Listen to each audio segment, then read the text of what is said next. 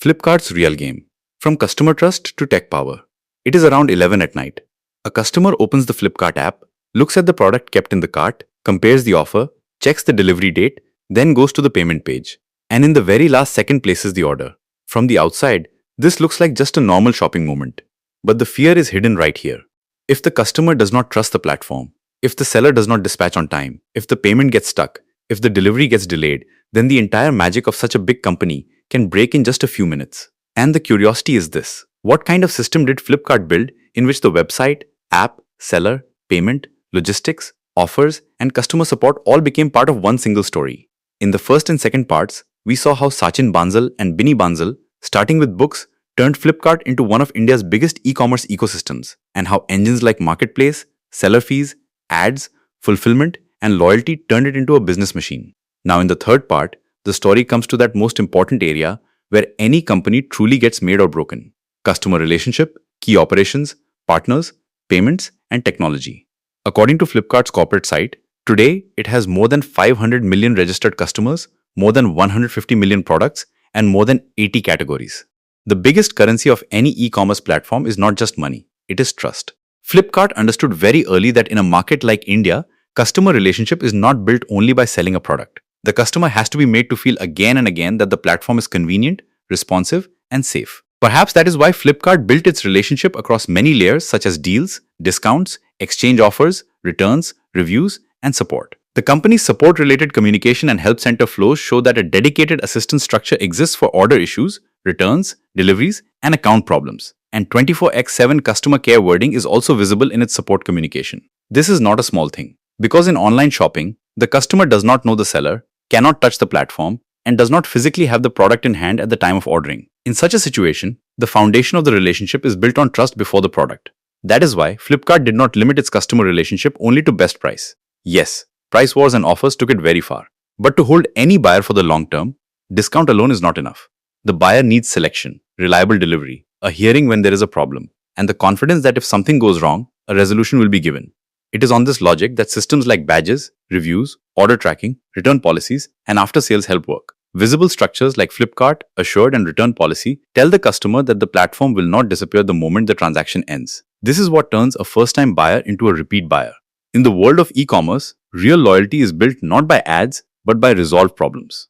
Now, if we look at Flipkart's daily key activities, it becomes clear that its strength lies not just in the selling interface, but in daily execution. Every day, the platform has to keep the website and app running smoothly, maintain the product catalog, manage the listings of thousands of sellers, keep orders and dispatches flowing, coordinate warehouses and the logistics network, run pricing campaigns, and resolve customer issues. The official material of the seller ecosystem shows that Flipkart runs many tools and workflows to provide sellers with product listing, advertising, fulfillment, and operational support. This means Flipkart is not a static website, it is a continuously optimizing operating system. Behind every search result, every banner, every dispatch update, every payment confirmation, and every return request, a long chain of daily activity keeps running.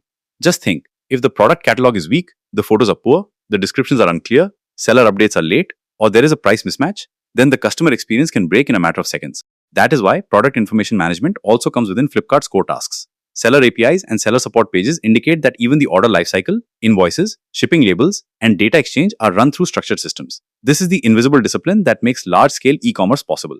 The customer only sees buy now, but behind every listing and every order, a silent network of data, process, and constant monitoring keeps running within the platform. Then comes the question of channels. Flipkart's biggest strength was that it caught the customer exactly where he was naturally present, on the website and on the mobile app. Today, both its app and website are its primary channels, and the official platform page itself highlights the breadth of payment options, categories, product discovery, and offers. Along with this, seller-side advertising tools show that the platform is not only a shopping destination, but also a discovery channel for brands and sellers. That means Flipkart's channel is not just a path to reach the customer. It is also a visibility channel for brands and a demand channel for sellers. This multi-sided channel structure is what makes it different from an ordinary retailer. The same app is a mall for the buyer, a market for the seller, and an advertising screen for the brand.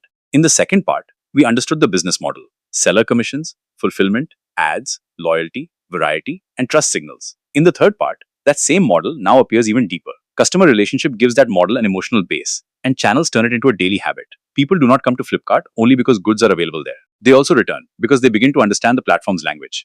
They know where to track the order, how to return it, when the sale comes, where the reward will be found, and which badge gives trust. In digital commerce, familiarity also works like a relationship. Flipkart has built this familiarity over years. Now, if we talk about Flipkart's key partners, the story becomes interesting here too. The beginning was with books. So in the early phase, the role of publishers and distributors was natural. Later, as the product line expanded, manufacturers, brands, merchants, and third-party sellers kept becoming part of this ecosystem. Flipkart's seller platform clearly says that businesses with a valid GSTIN and product listings can come onto the platform and create their online presence. This means the company's growth depended not only on the intelligence of the founders, but also on the breadth of the partner ecosystem. In e-commerce, the stronger the seller network, the greater the product variety. The greater the variety, the higher the customer frequency. This same flywheel appears again and again in Flipkart's story. Then comes the chapter of subsidiaries and acquisitions. A lot of old information keeps circulating on the internet in this section, so it is necessary to understand it clearly. Reuters reported Flipkart's Myntra acquisition in 2014, which strengthened its position in the fashion segment. PhonePe was once part of the Flipkart group, but according to Reuters, its separation was completed in 2022, and later Walmart also had to face a large tax bill on its India shift. So in old lists, entities like Jabong, PhonePe, eBay, India, or others may appear together, but they do not always reflect the current structure. In simple language, Flipkart's story is not only a story of expansion, but also of continuous restructuring. Over time, the company kept changing, adding, and separating parts of its ecosystem so that new paths of growth could keep opening. And then comes the Walmart chapter, which changed the very scale of Flipkart's story. Walmart bought a controlling stake for around $16 billion in 2018. According to recent Reuters reports, Flipkart today is a Walmart-backed company, which has also taken a major step toward a domestic IPO by shifting its base from Singapore to India. This has a very big meaning. A startup that was once started by two engineers now stands between global retail capital and Indian public market ambition. That means Flipkart's key partners are no longer only sellers and brands. Strategic investors and global owners have now also become part of it, and their expectations are far bigger. This is what turns a startup into an institution, but that same thing also changes its original simplicity. Now let us talk about resources, because the resources of any business are not only money. For Flipkart, resources include funding, traffic, brand recall, seller network, logistics capability, data systems, and technology stack. In the world of funding, investors like Accel, Tiger Global, Naspers, and later SoftBank played roles at different stages. Reuters has broadly documented this growth journey through earlier rounds and the later Walmart deal. But it is also true that business is not built by funding alone. Traffic and repeat usage are equally important. Flipkart's corporate positioning highlights a huge registered base and a vast product range, which makes it clear that its biggest resource now is customer attention itself. If lakhs and crores of people open one platform habitually, then that itself becomes its biggest asset.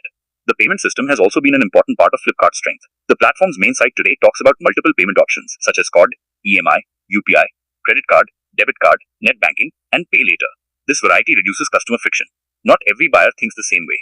Someone prefers cash, someone UPI, someone bank card, someone EMI. The more payment flexibility Flipkart gave, the more its reach grew. It is widely accepted that Flipkart played a major role in popularizing cash on delivery in India, especially in the phase when online card usage was very limited. Today, digital payments have moved far ahead, but COD is still an important part of Indian commerce psychology, and this very understanding was critical in Flipkart's early adoption story. Apart from this, Flipkart material earlier mentioned credit/debit card and internet banking, and the current official platform page also shows that Flipkart deliberately keeps payment options broad. That is why its checkout is not just a transaction page, but a customer conversion point. If at the checkout stage the buyer feels that he does not have a familiar payment method, the sale can break.